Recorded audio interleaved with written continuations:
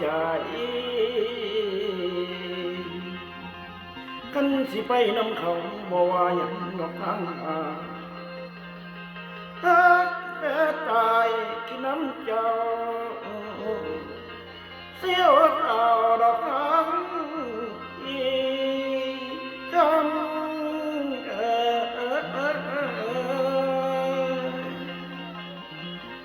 ถ้าเขาดีกว่าอายก็คงห้ามน้องบ่ฟังโอ้ยเด้น้องโอ้ยน้องน้อง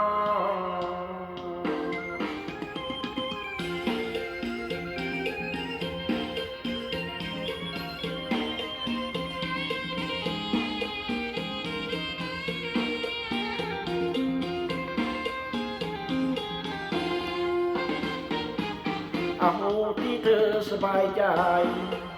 ถ้าอยากจะไปคงไม่มีใครเหนี่ยวรั้ง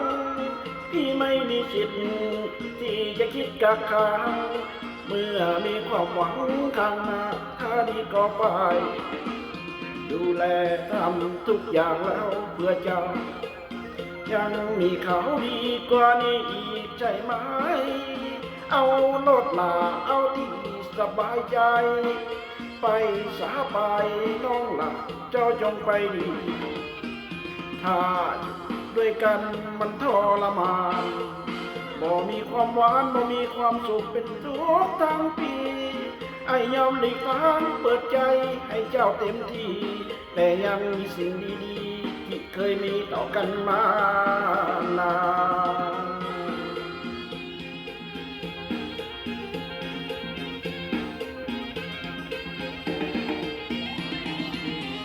บ่ต้องยานไปขวางทางดอกนาบ่ต้องยานไปขวางทางดอกนาคันคิดว่าไปได้ดีก็ดีทางอายก็สนใจบ่อยากให้ทนอยู่เป็นทุกข์ถ้าจะมีความสุขกว่าเลยทางอายอยู่แล้วมันเป็นทุกอย่างอยู่ไป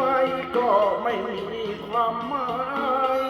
ความรู้สึกพี่เองก็อายแสนอายที่ดูแลเธอให้ดีที่สุดไม่ได้เป็นผู้ชายดูไม่น่าศรัทธาเลือกเอาที่เจ้าสบายใจชีวิตเหลือไว้ยังพอมีเวลาสิทธิ์ของเธอเลือกเองพี่ไม่ว่าหากเขาทอดทิ้งยังรอคอยซับน้ำตาผิดหวังให้กลับมาให้คอยท่าดูแลใจรับได้กับสิ่งที่เธอทำความเจ็บช้ำมีบ้างไม่เป็นอะไรถึงเธอจะอยู่เคียงคู่กับใครยังให้อภัยเจ็บยังใดสุดทนเอาแนวใดมันสุขใจเจ้าแนวใดละมันสุขใจเจ้าเมื่อเห็นเขาสุขดีกว่าพี่ดีกว่าพี่ดีกว่าพี่หากสุดชีวิตห้ามน้องบ่ได้